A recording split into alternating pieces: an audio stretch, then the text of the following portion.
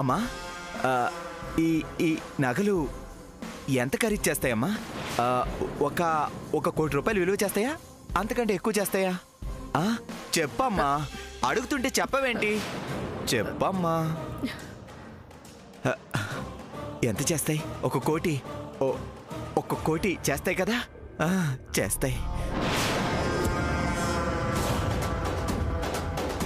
ఈ నగలు టెంప్టింగ్ గానే ఉన్నాయి, ఆస్తి కూడా టెంప్టింగ్ గానే ఉంది. ఇలా చిన్న చిన్న మోసాలు చేయాలా, లేక ఒకేసారి పెద్ద మోసం చేసి సెటిల్ అయిపోవాలా? భగవంతుడా, నన్ను ఎందుకు ఇంత పెద్ద కన్ఫ్యూజన్లో పెట్టావు?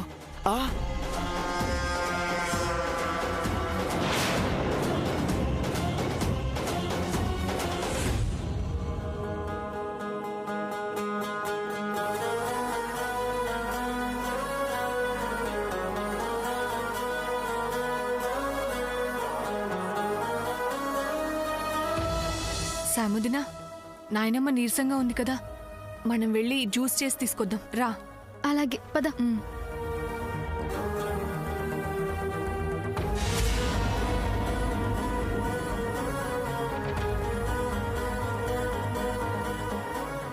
నాయనమ్మ, నువ్వు రెస్ట్ తీసుకో.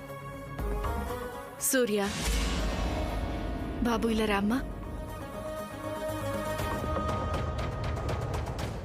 ఇందాకేం జరిగిందని అడగవా బాబు? నాయనమ్మ, ఈ ఇంటి మంచి గురించి నీకన్నా ఎవరు బాగా ఆలోచిస్తారు చెప్పు?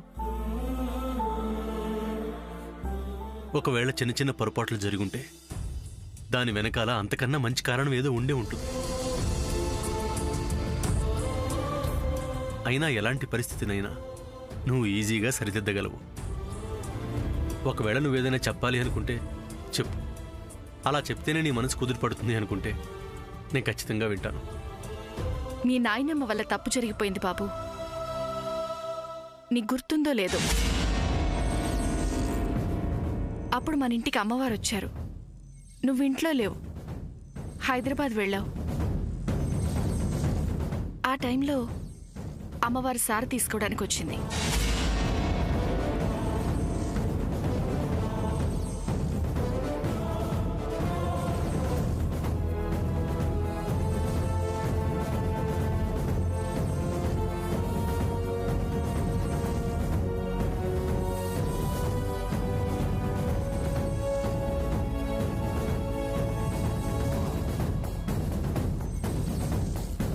వేసిన తాళాలు వేసినట్టే ఉన్నాయి. పక్కనున్న రాజీ నగలు, జయంతి నగలు అన్నీ బాగానే ఉన్నాయి. కేవలం ఆ నగల పెట్టి మాత్రమే పోయింది. ఆ పెట్టెలో కళ్యాణి నగలున్నాయి. ఇప్పటి వరకు ఆ నగలు పోయాయన్న విషయం ఎవరికీ చెప్పలేకపోయాను. చివరికి నేను అనుకున్నట్టే జరిగింది. ఇప్పుడేం చేయాలో నాకు అర్థం కావట్లేదు బాబు.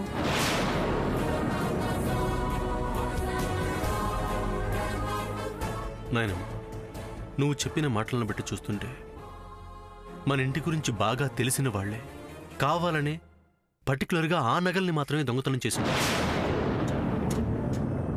అది నీ తప్పు కాదు కదా. అటు ఆఫీస్ని ఇటు ఇంటిని ఎన్నో సంవత్సరాలుగా సమర్థవంతంగా నడిపిస్తున్నావు. నేను చిన్నప్పటి నుంచి చూస్తున్నాను. నీ వల్ల ఒక్క పొరపాటు కూడా జరగలేదు. మరి ఈరోజు ఏదో చిన్న విషయానికి నీ మనసు ఎందుకు పాడు చేసుకుంటావు? ఇప్పుడు చూడు, జ్వరం కూడా వచ్చింది. ఈ విషయం గురించి మనం ఆలోచిద్దాం.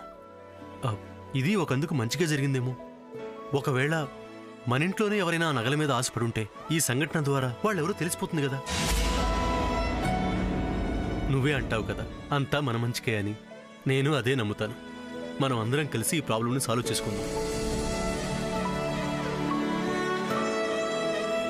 ఈ లోపు నువ్వు మాత్రం ఇంట్లో వాళ్ళ మాటలకు బాధపడి నీ ఆరోగ్యాన్ని పాడు చేసుకోవద్దు, సరేనా? అలా నాకు మాట ఇవ్వు.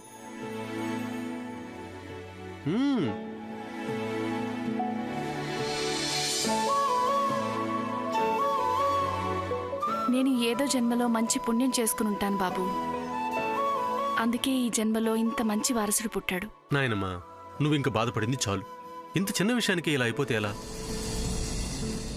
నువ్వు హ్యాపీగా రెస్ట్ తీసుకో, మిగతా విషయాలు నేను చూసుకుంటాను, సరేనా?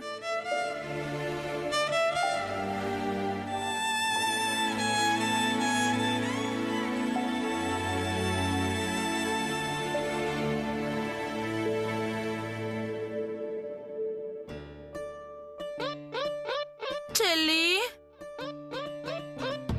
ఏంటక్క ఈ మధ్య వరదొచ్చి చెన్నై నగరంలో అందరినీ ముంచేసి ముష్టెత్తుకునేలా చేసింది.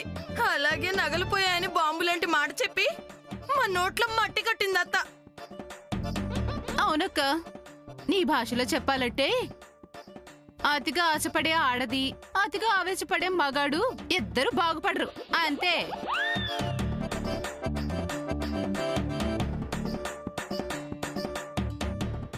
అంటే ఏంటి నువ్వు అనేది? నీ అత్యాసే ఎంతవరకు తెచ్చిపెట్టింది. అవును మరి, ఆ నగల మీద నీకు అసలు ఆశ ఉంటేనేగా. ఆ? ఆ, ఉంది, లేదండలేదే. మరెందుకు ఈ మాట? ఎందుకా? పద్మ పెళ్లి పేరుతో మొత్తం నగలు అత్తగారి దగ్గర నుంచి లాగాలని చూసావు, అందుకే అత్తగారిద్దరికి ఎసరు బాగా పెట్టింది. నాకు ఇప్పుడే అర్థమైంది చెల్లి, నీ ఏడుపే ఇంతవరకు తీసుకొచ్చింది. కాదు, నీ స్వార్థమే చేటు చేసింది. అంటే నీకు స్వార్థం లేదు? నీ అంత లేదులే. అసలేంటి నీ ఉద్దేశం? ఏంటి మీద మీదకొస్తున్నావు? ఏం చేస్తావేంటి? అసలంతా నీ వల్లే జరిగింది. కాదు, నీ వల్లే జరిగింది. నోరు మూసుకొని వెళ్ళా. నువ్వే వెళ్ళా. మారుతి వగ చేత చేసిన పని గని తన కోపమే తన శత్రువాయనని.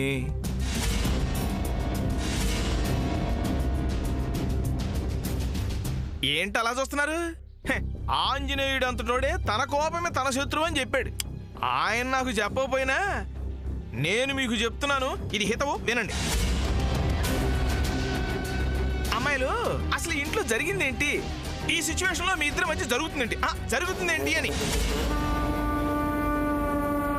వెళ్ళను నువ్వు, వెళ్ళను నువ్వు. ఇలా మాట అనుకోవడం, ఎడాపెడా తిట్టుకోవడం, ఎడమొహం పెడమొహంగా ఉండడం మీ ఇద్దరికి ఏమన్నా బాగుందా? ఇంటికి పెద్ద కోడలనే అహంకారంతో నోటికి ఎంత మాట వస్తే అంత మాట అంటే ఇక్కడ ఎవరు పడ్డకు సిద్ధంగా లేరు. చిన్న కోడల్లా ఉండకుండా చిర్రెత్తుకొచ్చే మాటలు అంటుంటే పట్టానికి ఇక్కడ ఎవరు సిద్ధంగా లేరు. నేను నీతో మాట్లాడానా? నేను నీ పేరెత్తనా? నా గురించే కదా మాట్లాడావు. నా గురించి నువ్వు మాట్లాడినప్పుడు నేను నీ గురించి మాట్లాడాలో తప్పేం లేదు. అంతరాయమునకు చింతిస్తున్నాము. నీ గురించి తన గురించి నువ్వు. ఇలా ఒకళ్ళకొకళ్ళు మాట్లాడుకోవడానికి, కొట్టుకోవడానికి, దెప్పి పొడుచుకోవడానికి అమ్మా అసెంబ్లీ ఉందమ్మా మనకి. అది వాళ్ళ హక్కు. వాళ్ళ హక్కుల్ని కాలు రాసే కార్యక్రమానికి చుక్క అంటే ఫుల్ స్టాప్ పెట్టేసి నీట్గా ఈ ఇంట్లో మీ హక్కుల్ని సాధించడం ఎలా ఎలా ఎలా అన్న పాయింట్ గురించి మీ ఇద్దరు ఆలోచించండి. ఇది మరీ బాగుంది. నగలు పోయాయని ఆవిడ కుండబద్దలు కొట్టినట్టు కరాఖండిగా చెప్తుంటే ఎలా పోయాయని అడిగే దిక్కులేదు ఇంట్లో. అలాంటి ఇంట్లో హక్క? అలాంటి ఆశలేం పెట్టుకోకండి చిన్నమావయ్య. తప్పమ్మా, తప్పు. ఆశపడ్డం మానవ సహజం. ఆశ పెట్టి అందనీకుండా చేయటం మా అత్త నైజం. ఇదిగో, ఆ నైజాన్ని కాస్త గది తప్పిస్తే ఆశ నిజమవుతుంది. ఆ నగలు మన సొంతం అవుతాయి. ఒకరికిద్దరు తోడయ్యారు కదా, వేసుకోండి, బాగా పథకాలు వేసుకోండి, నగలు రాబట్టుకోండి. ఆగమ్మా, నీకు జయంతిని పేరు ఎవరు పెట్టారో తెలియదు కానీ నీ పేరులో ఉన్న గూఢార్థం చెప్తాను విను. జయం ప్లస్ ఇంతి ఈజ్ ఈక్వల్ టు జయంతి. జయం అంటే చెప్పాల్సిన పని లేదు, ఇంతి అంటే ఇల్లాలు, అది నీకు తెలుసు. అలాంటి జయంతి వాడిపోయిన బంతిపూలాగా ఇలా డేలా పడిపోవడం ఏమన్నా బాగుందా? ఈ కబుర్లు ఎన్నైనా చెప్తారు, ఎంతైనా మీరిద్దరు ఒకటే కదా. మీరేం చేసినా ఏం చెప్పినా తనకి మంచి చేయడం కోసమే అని నాకు బాగా తెలుసు. అయ్యో, నువ్వు అక్కడే తప్పులో కాలేసావమ్మా. అర్జునుడికి ఇటు సుభద్రని అటు ద్రౌపదిని ఇద్దరిని కట్టబెట్టి కృష్ణుడు ఇద్దరికి న్యాయం చేశాడా లేదా? ఏంటి, కృష్ణుడితో మీకు పోలిక? అదే పొరపాటు మరి. కృష్ణ భగవానుడు మళ్ళీ అలాంటి అవతారం ఎత్తలేకే ఈ హరికృష్ణ లాంటి అక్కడక్కడ బుట్టించాడు. నా మాట వింటే మీకు మంచే తప్ప చెడు జరగదమ్మా. ఒకవేళ బయటకొచ్చిందే అనుకో, ఈ సలహా ఇచ్చింది ఈ హరికృష్ణేనని ఆ నింద నా మీద వేసేయండి, నేను భరిస్తాను. ఇంత చెప్పిన తర్వాత అయినా కనీసం నేను చెప్పబోయేది వింటారా లేదా? వింటారులే, ఎందుకినరు? మా వదిన నగలు పోయాయని చెప్పింది, అంతే కదా? ఎలా పోయాయి, ఎక్కడ పోయాయి? ఇంట్లో పోయాయా, బయట పోయాయా? బీరువాలో నుంచి పోయాయా, బ్యాంక్ లాకర్లో నుంచి పోయాయా, లంకి బిందుల్లో పెట్టి భూమిలో దాస్తే పోయాయా? అసలు ఎలా పోయాయి అన్న క్లారిఫికేషను మనకు కావాలి కదా. ఈ ప్రశ్నలు ఎవరైనా వేశారా? అదే కదా చెయ్యాలి. అడగాలి, నిలదీయాలి, గట్టిగా ప్రశ్నించాలి. అప్పుడు కదా నిజంతో పాటు నగలు కూడా బయటకు వచ్చేది. నిజమే. అది ఇక్కడంటాం కాదు, మీ ప్రతిభ మీ అత్తగారి దగ్గర చూపెట్టాలి. అమ్మాయిలు, ఆడవాళ్లు తలుచుకుంటే మహామహారాజ్యాలే పేక మేడల్లాగా కూలిపోతాయి. అలాంటిది ఇద్దరు ఆడవాళ్లు తలుచుకుంటే నగలు వాటంతటికవే గలగలగలగల నడుచుకుంటూ రావు. ఏంటమ్మాయిలు ఇంకా ఆలోచిస్తున్నారు? జాతీయ పార్టీని ఎలా దెబ్బకొట్టాలా అని ప్రాంతీయ పార్టీలని కలిసి ఆలోచిస్తున్న రోజులు ఇవి. కాబట్టి ఇలా ఏమని చెప్తాను, మీరిద్దరూ ఇలా చెయ్యి కలిపితే ఎంత పెద్ద చెట్టు అయినా దెబ్బ కూలిపోవాల్సిందంతే. కూల్చేదాకా ఇలాగే ఉంచడమ్మో. అది ఇలాగే కంటిన్యూ చేయండి. చెల్లి, అక్క, కైక మందర ఇద్దరూ కలిశారుగా, ఇక జరగాల్సింది క్షణం కూడా ఆగదు. అక్క అక్క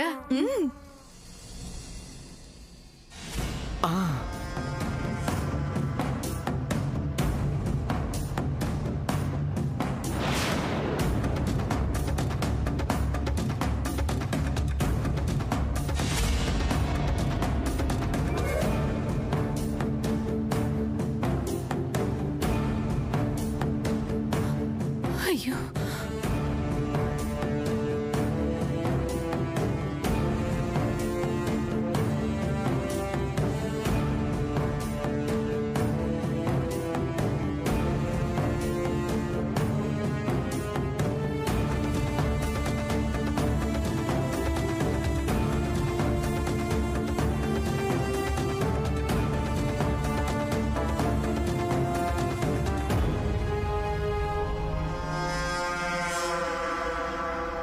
అమ్మా,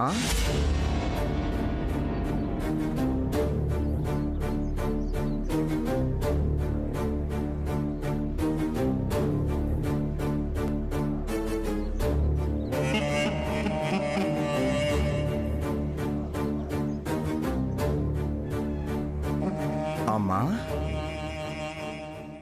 నేనంటే ఏదో టెన్షన్లో ఆలోచించలేదు. నీకేమైంది? నువ్వన్నా చెప్పాలి కదా.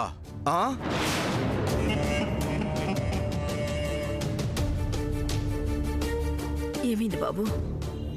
నువ్వు దేని గురించి మాట్లాడుతున్నావో నాకు అర్థం కావడం లేదు. లేదు, నీకేమీ అర్థం కాదు. ఎందుకంటే అసలు నీకు నా మీద ప్రేమ లేదు కాబట్టి.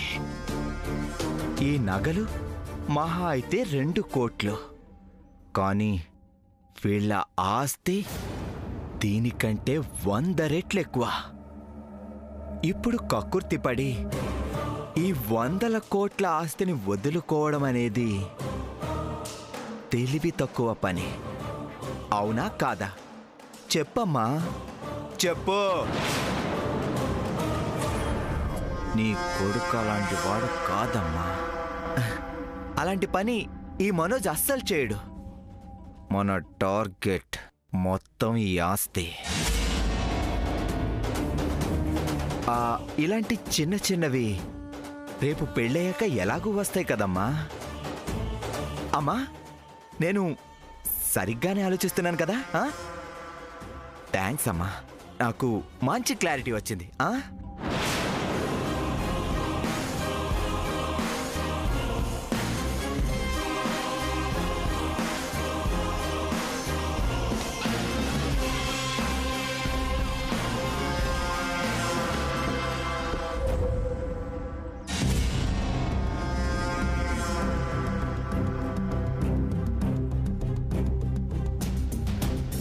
ఏంటి బాబు ఏమైనా మాట్లాడాలా?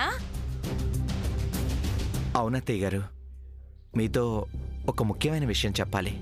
చెప్పండి బాబు, ఏంటది?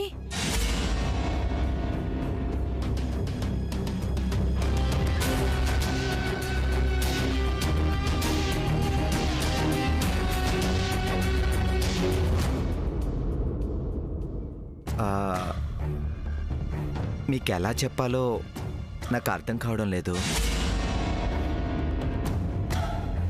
కానీ చెప్పక తప్పడం లేదు.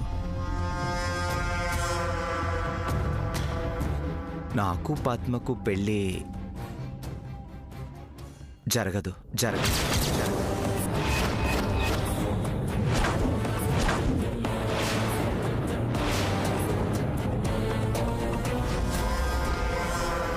బాబు, నాయనా, మనస్, అదేంటి బాబు అంత మాట అనేసావు? అంత అనుకున్న తర్వాత, పైగా నిశ్చితార్థం కూడా అయిపోయిన తర్వాత ఇప్పుడు ఈ పెళ్లి జరగదంటే ఎలా బాబు? హా? అయ్యో, నేనేం చెయ్యాలరా దేవుడా?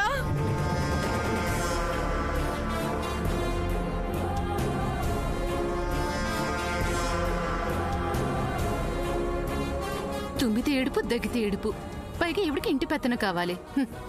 ముందు ఈ మోనత్ సంగతి కనుక్కోవాలి. ఎందుకు పెళ్లి జరగదంటున్నాడు?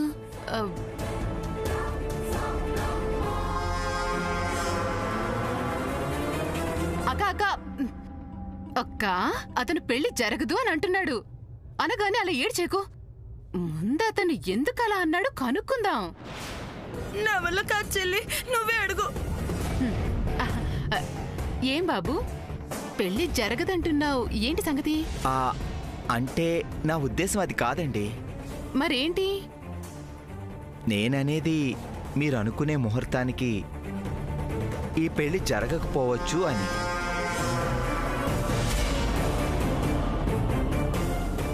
కొంచెం ప్రీ ఫోన్ చేయండి. నీకు దండం పెడతాను బాబు, అలా చేయకు. అసలే చాలా దూరం ఉంది ముహూర్తం, దాన్ని ఇంకా దూరం జరపకయ్యా. అబ్బా అక్క, అల్లుడు గారు ముహూర్తాన్ని ముందుకు జరపమంటున్నారు. పోస్ట్ పోన్ కాదు, ప్రీపోన్.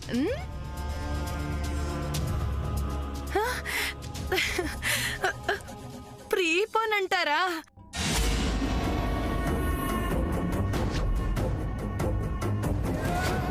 అవునత్తయ్య గారు, ఎంత వీలైతే అంత త్వరగా ఈ పెళ్లి జరిగిపోవాలి. ఇన్ఫ్యాక్ట్ ఈ పెళ్లి రేపు చేసినా నాకు ఓకే. సడన్ గా అంత కంగారే వచ్చింది బాబు? ఏం చెప్పమంటారు, నాకు అవతల ఒక ముఖ్యమైన బిజినెస్ డీల్ వచ్చింది. మీరేమో నన్ను అడగకుండా పెళ్లి డేట్ అనౌన్స్ చేశారు. పెళ్లి కోసం నేను అన్ని కోట్ల డీల్ని ఎలా వదులుకోగలను? అందుకే వెంటనే పెళ్లి చేసుకోవాలని డిసైడ్ అయిపోయాను. ఆ విషయమే సావిత్రమ్మ గారితో చెప్దామని వెళ్ళాను. కానీ పరిస్థితులు అనుకూలించక తిరిగి వచ్చేసాను. నేనున్న సిచ్యువేషన్లో ఇప్పుడు పెళ్ళైతే జరిగినట్టు, లేకపోతే మళ్ళీ 1 సంవత్సరం వరకు ఆగాల్సి ఉంటుంది. అక్కర్లేదు బాబు, అక్కర్లేదు. మీరుండండి, ఇప్పుడే ఫోన్ చేసి పంతులు గారిని రమ్మని చెప్తాను. వెంటనే ముహూర్తం పెట్టేద్దాం. వీలైతే రేపే.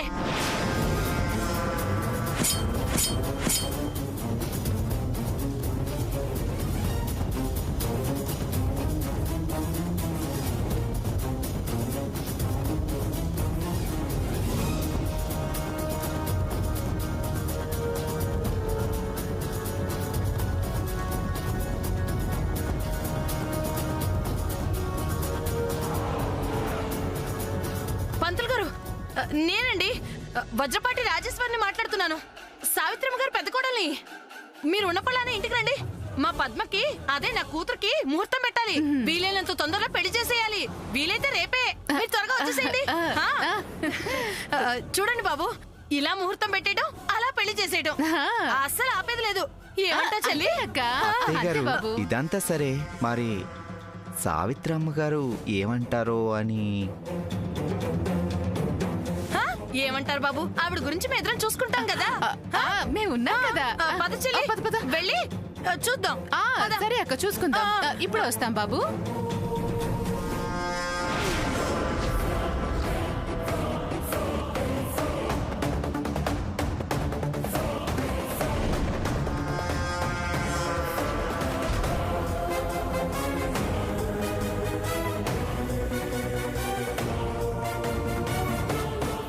లేకపోతే నాన్న అడగకుండా పెళ్లి డేట్ ఫిక్స్ చేస్తుందా?